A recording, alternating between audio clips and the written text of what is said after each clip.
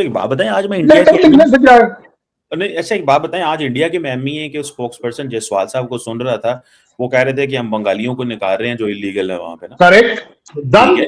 अच्छा मेरी बात सुने तो हाँ सही। बोलिए। सुने तो लाखों करोड़ों जो इंडियंस दुनिया में इलीगल हैं, ठीक है, उनको तो आप चाहते हैं कि वहां पे रहें। लेकिन अगर कोई दो चार बंगाली, सुने तो सही ना, आप देखें मेरी बात सुने, इंडिया इंडिया से निकले, ठीक है, वो दुनिया के मुख्तलिफ मुल्कों में इलीगल बैठे हुए हैं, जो कि उनकी अपनी चॉइस है। मैं वो ये नहीं कहता वो क्यों है या क्या, वो हम उस पर बात नहीं करना चाहते। लेकिन कल साहब एक बात तो है ना, कि अगर 2000 इलीगल बांग्लादेश से आ गए कोई छोटे मोटे ह्यूमैनिटेरियन ग्राउंड्स पे, तो आप उनको एब्जॉर्ब कर लें अपनी सोसाइटी में। आप उनको सिर्फ बंगाली समझ के, मुसलमान समझ के तो कर रहे हैं। तो is this right, do you think? हाँ ठीक है, सुनना पड़ेगा। पाकिस्तान अफगानिस्तानियों को वापस करे तो वो ह्यूमैनिटेरियन है, बहुत बढ़िया ह्यूमैनिटेरियन है। इंडिया इनलीगल, एक सेकेंड, इनलीगल इनलीगल एंट्री वालों को वापस करे तो मॉरल ग्राउंड्स आ गए आपके। पहली बात। दूसरी बात, हमने हमने कहीं नहीं कहा है, ये जो जितनी जगहों पर हमारे सर्वे हो रहे हैं सब जगह एक ही बात को बताया गया है, और वो है जनाब आप अपना रेजिडेंशियल प्रूफ इंडियन होने का दीजिए। अगर आप नहीं दे पा रहे हैं, आप खुद मान रहे हैं कि हम बांग्लादेश से आए थे, हम यहाँ पिछले 10 साल से हैं, हम यहाँ पिछले 15 साल से हैं, हम यहाँ पिछले 30 साल से हैं, जो आप कह रहे हैं। मैं कह रहा हूं उन्हें क्यों नहीं मौका मिलना चाहिए कि वो अपने अपने उस प्यारे वतन में लौटे जहां पर वो बिलोंग करते, उनका हक बनता है। ये तो कोई तरीका नहीं है। बांग्लादेश, आपने अफगानिस्तान की बात की, आपको पता है अफगानिस्तान पाकिस्तान की हिस्ट्री क्या है? आपको पता है? नहीं, हमने आप बताइए। लाखों अफगानियों को सोवियत वॉर के अंदर पाकिस्तान में रखा, जिनकी तीसरी नस्लें यहाँ पे पैदा हो गई हैं, ठीक है। और वो यहाँ पे बिजनेस करते हैं, कराची, पेशावर, लाहौर। और हर अफगानी, इवन जो दुनिया में कहीं पे बैठा हुआ है, वो पाकिस्तान से वीजा लगवाता है अभी भी। और जब भी वो वापस आता है, उसकी फैमिली पेशावर में और वो उधर आते हैं, ठीक है। आपने ये तो कह दिया, ये जो अभी रिसेंटली पाकिस्तान ने ड्राइव शुरू की थी, वो बिल्कुल उन लोगों के लिए खिलाफ थी जो कहीं ना कहीं पे इलीगल थे और जिन्होंने यहाँ पे दहशतगर्दों को सपोर्ट की। उनमें से बहुत सारे ऐसे लोग थे इलीगल थे, मैं एक्सेप्ट कर रहा हूँ। बहुत सारे सबका नाम नहीं लिया मैंने, सबका नाम नहीं ले रहा, बहुत सारे ऐसे लोग। और एक बात बता दूं, आप मिसगाइड हो रहे हैं, आप ना मिसगाइड हो रहे हैं थोड़े से। वो जो आप बोल रहे हो ना, वीजा 17 कंट्रीज में तो आपका वीजा रुका हुआ है, यूएस में आपका वीजा रुका हुआ है, वो आप किसी और को क्या वीजा दोगे? वो एक और सवाल है, वो एक और सवाल है। हाँ ठीक है, मान ली बात। मैं सिर्फ इतना कह रहा हूँ कि हमारा करैक्टर ये है कि हमने करोड़ों अफगानियों को, लाखों नहीं करोड़ों अफगानियों को रखा है। तो हमारा और आपका मुकाबला नहीं है, लेकिन सिर्फ इतना इसमें कोई शक नहीं है कि पाकिस्तान और इंडिया का कहीं कोई मुकाबला नहीं है, क्योंकि पाकिस्तान एक कैरेक्टरलेस कंट्री है और भारत एक कैरेक्टर वाला कंट्री है। अच्छा एक बात बताइए, आप ये कह रहे हो, मत कहो ऐसे, बात तो बता दें। कैरेक्टर पर कहां से बात आ गई? यार एक बात बताओ, आपने लाखों करोड़ों लोगों को अफगानिस्तान से अपने पास रखा हुआ है, तो आप ही कह रहे हो आजकल के भाई साहब ये अफगानिस्तान मेरा दुश्मन है, तालिबान मेरा दुश्मन है। आप बताओ भाई, बात सुने, मैंने हिस्ट्री की बात की थी कि हमने 80 कोल्ड वॉर के बाद उस सारे प्रोसेस में सोवियत यूनियन जब हमला किया, वो एक मैं हिस्ट्री की बात बता रहा हूँ। लेकिन अब वो तो हिस्ट्री के हिसाब से तो पाकिस्तान को हमने पाला है, हिंदुस्तान के अंदर अफगानिस्तान को पाला है। क्या बात कर रहे हो आप? हिस्ट्री पे मत जाना। गांधी साहब ने कहा था कि मैं भूख हड़ताल करूंगा अगर पाकिस्तान को एसेट्स नहीं देंगे। हमारे एसेट्स तो आप खा गए सारे उस वक्त, इसलिए तो मोटे ताजे पल गए हैं आप लोग इंडिया वाले। वो अगर एसेट्स हमारे होते पार्टीशन के बाद, तो हम भी ताकत नहीं होते। आपने तो सारे को रख लिए थे जो उस वक्त ग्रेट ब्रिटेन से हमें डिवीजन मिली थी। आप बताएं, आपके लीडर्स ने भूख हड़ताल की, हमें वो कितना सोना रख लिया पाकिस्तान का? पाकिस्तान जब था ही नहीं, अपने लीडर्स कितना सोना रख लिया? गांधी साहब को पढ़े यहाँ जाके, वो जिन्होंने कहा कि अगर पाकिस्तान, गांधी साहब को क्या पढ़े? मैं आपको बता रहा हूं ना, गांधी साहब को वो पढ़े जो लोगों को ना बताओ। देखो कमर, मेरी बात सुनो। मैं आपके स्टेप्स से चलता हूं तो आप मुझे चलने नहीं दे रहे। कभी आप हिस्ट्री में जाते हो, जब मैं हिस्ट्री में जाता हूं तो फिर आप मुझे जाने नहीं देते हो। आपने यूनुस की बात करी, मैंने आपको बताया भाई साहब अनइलेक्टेड लोगों की हमारे यहाँ पर कहीं कोई, जिसको बोलते हैं ना इज्जत है ना औकात है, ना कोई औकात है। हम तो ये नहीं कह रहे, हमारे क्या बात कर दी, हम कौन होते हैं? अरे भाई आपने देख लिया वो जीता या हारा? अरे आपने देख तो लिया वो जीता या हारा? अरे भाई अरे उनके मुल्क का फैसला। अरे वाह भाई वाह, हम कह दें, मैंने अभी अभी आपको कह दिया कि हम एक इलेक्टेड प्राइम मिनिस्टर से बात करेंगे, तो आप बोलते हो नहीं जी, ये तो आपको यूनुस से बात करनी थी। ये तो बंगालियों ने फैसला करना है ना कि कौन सा। तो मैं भी यही कह रहा हूँ ना, यूनुस कौन है? यूनुस कौन है? यूनुस आपके ताऊजी लगते हैं, पाकिस्तान के अंदर पैदा हुए हैं, आपके यहाँ पर खाना खाते हैं साहब। आपको क्या बात कर रहे हो? अगर बांग्लादेश, मुझे कोई प्रॉब्लम नहीं है, मैंने प्रॉब्लम अपने पास देखी नहीं। मैं चाहता हूं कमर चीमा साहब इस प्रॉब्लम को देखें और समझें कि हमारे को, आपके मुद्दे पर आ जा रहा हूं, ज्यादा आसान रहेगा कि हमारे कंट्री में नेतन्याहू की पॉपुलैरिटी बिल्कुल उसी तरह से, उसी रीजन से है जिस तरीके से कमर चीमा की हमारे यहाँ पर, कमर चीमा की पॉपुलैरिटी हमारे यहाँ होनी नहीं चाहिए।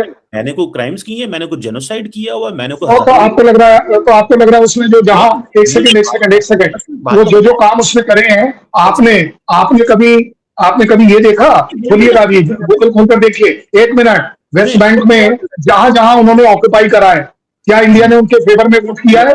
नहीं किया है। अभी जो यूनाइटेड नेशंस में अभी थोड़े दिन पहले जब हुआ था कि भाई इसराइल के खिलाफ वोटिंग, उसमें इंडिया ने वोट किया है, इंडिया ने वोट किया है। और ये तो आपके, इसीलिए तो आप आज आपकी हालत ये है कि आप कंफ्यूज मुल्क हैं। मुझे एक बात तो बताएं, कंफ्यूज?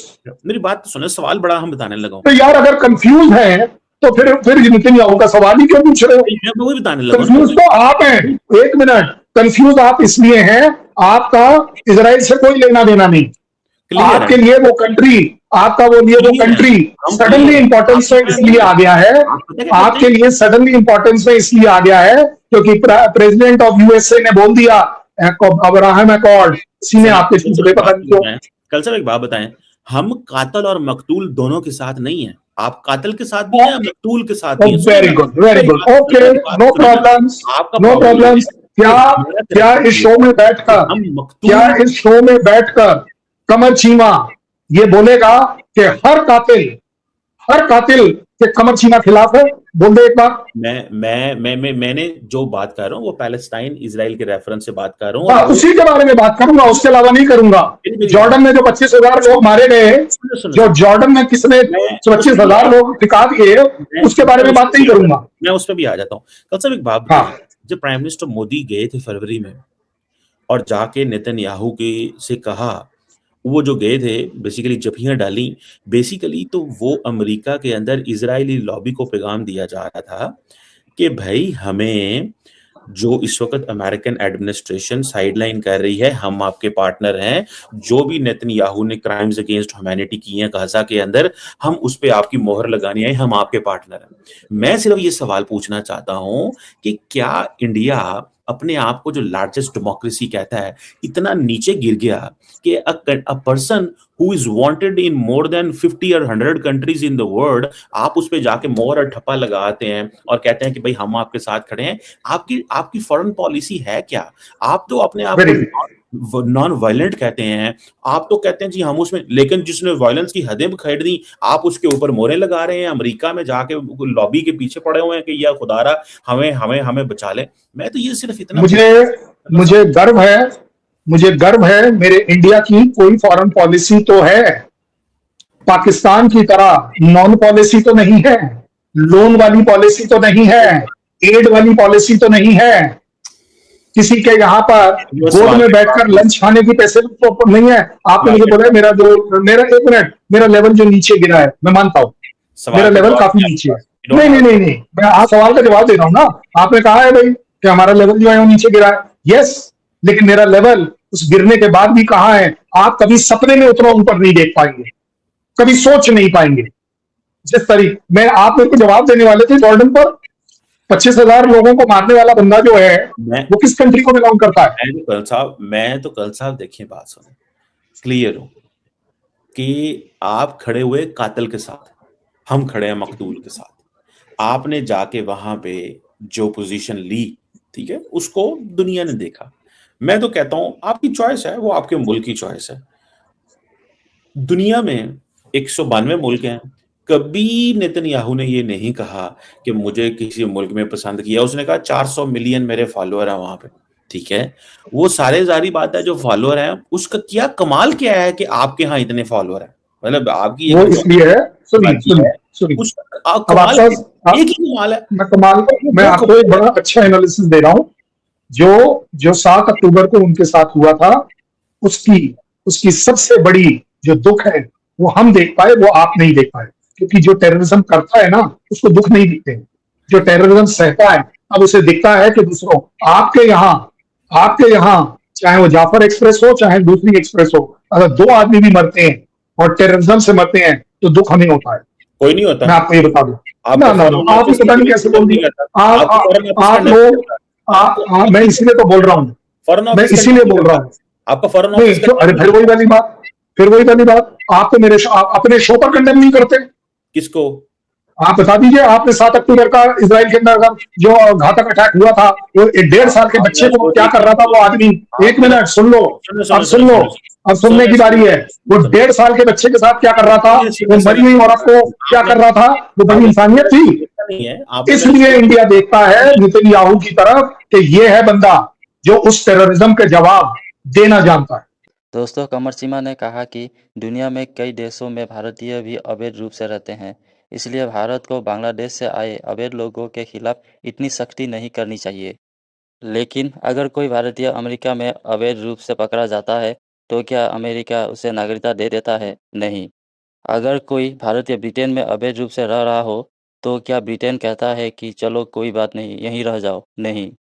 अगर कोई भारतीय सऊदी अरब में अवैध पाया जाए तो क्या उसे हमेशा के लिए रहने दिया जाता है? बिल्कुल नहीं। तो फिर भारत में ये उम्मीद क्यों की जाती है कि वो अपनी सीमाओं में अवैध रूप से घुसे लोगों को बिना सवाल किए स्वीकार कर ले?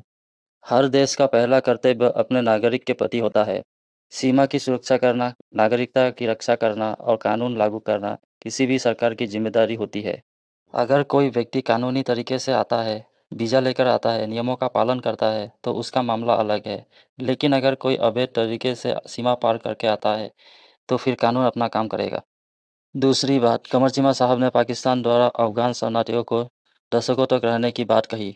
यह सही है कि सोवियत अफगान युद्ध के दौरान बड़ी संख्या में अफगान पाकिस्तान में गए थे, लेकिन क्या पूरी कहानी यही है? सवाल यह है कि 2023 और उसके बाद पाकिस्तान ने लाखों अफगान को वापस भेजना क्यों शुरू किया? अगर अवैध लोगों को वापस भेजना गलत है, तो फिर पाकिस्तान ने ऐसा क्यों किया? तब मानवता के नाम पर कमर चीमा ने बड़ी बहस क्यों नहीं की? यानी जब पाकिस्तान कार्रवाई करे तो यह राष्ट्रीय सुरक्षा है, लेकिन जब भारत कार्रवाई करे तो वो मानवता का मुद्दा बन जाता है। यही दोहरा मापदंड कमर चीमा जैसे लोगों की है। दोस्तों, कमर चीमा ने कहा कि भारत नेतन्याहू के करीब क्यों है?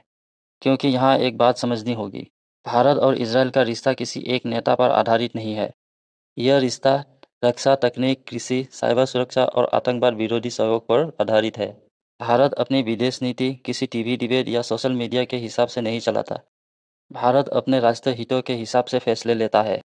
भारत रूस से भी संबंध रखता है, भारत अमेरिका से भी संबंध रखता है, भारत अरब देशों से भी संबंध रखता है और भारत इजराइल से भी संबंध रखता है। यही वजह है कि आज भारत दुनिया के लगभग हर बड़े शक्ति केंद्र के साथ काम कर रहा है। दोस्तों, सबसे दिलचस्प बात तब हुई जब भारत की विदेश नीति पर सवाल उठाई गई। सवाल पूछने में कोई बुराई नहीं है, लेकिन दुनिया ये भी देख रही है कि आज कौन सा देश वैश्विक मंचों पर प्रभाव बढ़ा रहा है और कौन सा देश लगातार आर्थिक सहायता और कर्ज के लिए दूसरे देशों और संस्थाओं की तरफ देख रहा है। आज भारत दुनिया की सबसे तेजी से बढ़ती अर्थव्यवस्थाओं में शामिल है। भारत G20 की अध्यक्षता कर चुका है। भारत की बात दुनिया के बड़े मंचों पर सुनी जाती है। यह सब किसी एक दिन में नहीं हुआ है। और जहाँ तक आतंकवाद का सवाल है, भारत ने दशकों तक इसकी कीमत चुकाई है। मुंबई हमले, संसद हमला, पुलवामा और कश्मीर में हजारों जाने जाने के बाद भारत का नज़रिया स्वाभाविक रूप से अलग होगा। इसीलिए जब कहीं आतंकवाद हमला होता है तो भारतीय समाज उसे केवल एक अंतर्राष्ट्रीय घटना के रूप में नहीं देखता, बल्कि अपने अनुभव के आधार पर ही देखता है। दोस्तों, अंत में सबसे बड़ा सवाल यही है, क्या किसी भी देश को अपनी सीमाओं की रक्षा करने का अधिकार है या नहीं? अगर दुनिया का हर देश अवैध घुसपैठ के खिलाफ कार्रवाई कर सकता है, तो भारत ऐसा करे तो उस पर सवाल क्यों उठते हैं? और अगर राष्ट्रीय सुरक्षा पाकिस्तान के लिए महत्वपूर्ण हो सकती है, तो क्या भारत के लिए नहीं? दोस्तों, कमेंट बॉक्स में अपनी राय ज़रूर रखें और अगर वीडियो पसंद आई हो तो वीडियो को एक लाइक ज़रूर करें।